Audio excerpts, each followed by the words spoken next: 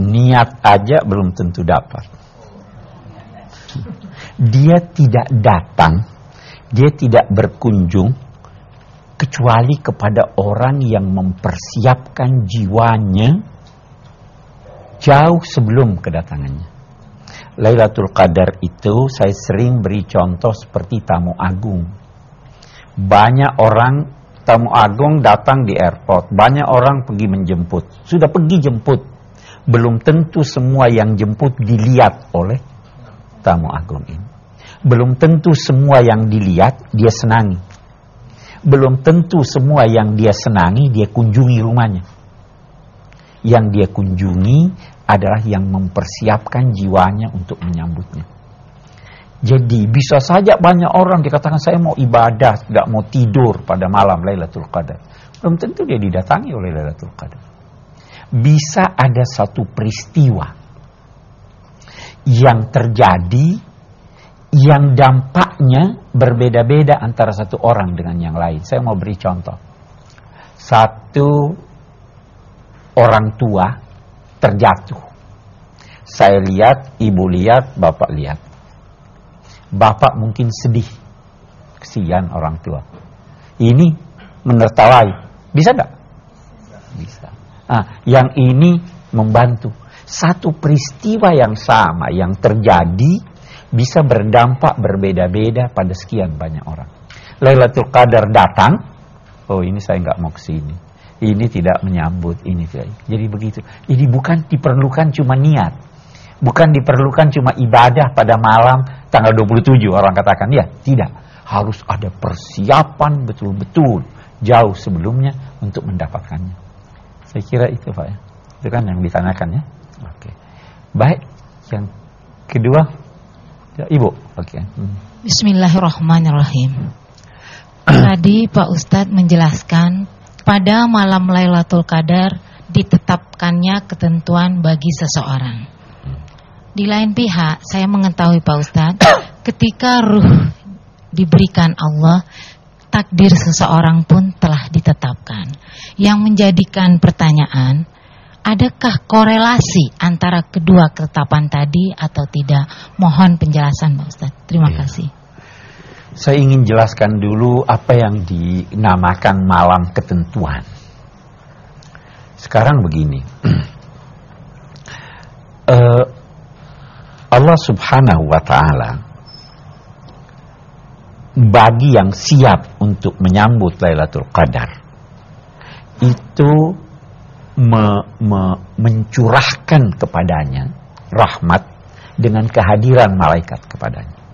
Nah, kehadiran malaikat ini mengubah jalan hidupnya. Mengubah jalan hidupnya sehingga malam itu seakan-akan atau bahkan memang demikian merupakan ketetapan bagi jalan hidupnya selanjutnya.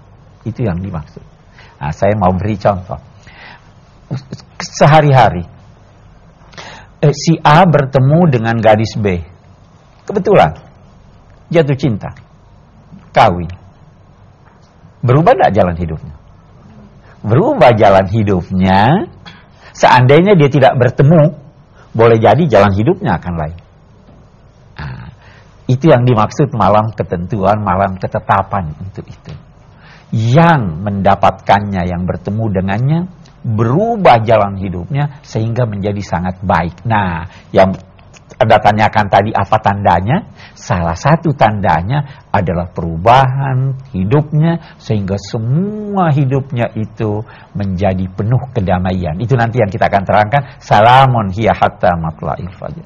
Jadi ada orang berkata, saya sudah ketemu Lailatul Qadar tetapi amalannya masih buruk. Itu bukan, itu tanda bahwa dia belum ketemu. Ya tak? Tapi kalau amalnya positif semuanya, itu tandanya, itu indikator bahwa dia sudah ketemu. Oke, baik. Yang ketiga, siapa yang mau bertanya? Oh, silakan. Bismillahirrahmanirrahim. Terima kasih atas kesempatan yang diberikan. Kami mohon penjelasan Pak Ustadz mengenai ayat 3, yaitu malam Lailatul Qadar tersebut lebih baik dari 1000 bulan. Yang saya bayangkan ada dua arti fisik maupun non-fisik. Apakah pada malam itu suatu keadaan yang sangat indah, luar biasa, yang penuh rahmat, ataukah sebaliknya dampak kepada yang menerima malam Lailatul Qadar itu ibadahnya dianggap sangat lebih baik daripada, maksud saya diberi ganjaran yang lebih baik daripada suatu periode 1000 bulan, yaitu yang mencapai 100 tahun mungkin Pak Ustadz. Apakah pengertiannya demikian atau ada hal-hal lain? Mohon penjelasan. Terima kasih. Kita belum jelaskan sebenarnya, tapi saya akan masuk langsung menjelaskan untuk sekaligus menjawab pertanyaan ini. Lailatul Qadri khairum min alfi syahr. Malam Lailatul Qadar itu lebih baik dari 1000 bulan. Yang pertama dulu kita lihat, bisa tidak ada satu amalan yang kita kerjakan yang mempunyai nilai tambah, waktunya sama, kita gunakan sama, tetapi dia mempunyai ganjaran yang lebih banyak. Bisa. Satu contoh, salat sendiri cuma 5 menit. Ya, salat jamaah 5 menit juga. Apa yang kita lakukan persis sama. Tapi ada nilai tambahnya atau tidak? Ada nilai tambahnya. Nah, ini Lailatul Qadar sehari atau semalam itu dinilai ganjarannya. Ganjarannya, bukan pengamalannya. Dinilai sama ganjarannya dengan 1000 bulan karena dia malam mulia. Nah, saya katakan ganjarannya, jangan nanti ada yang berkata begini, sebulan itu saya mau ibadah saja sudah dapat 1000 bulan, sisanya saya nggak mau kerjakan. Itu nggak begitu, ya toh? Apalagi belum tentu yang beribadah waktu itu dapat Lailatul Qadar tersebut. Jadi itu yang dimaksud.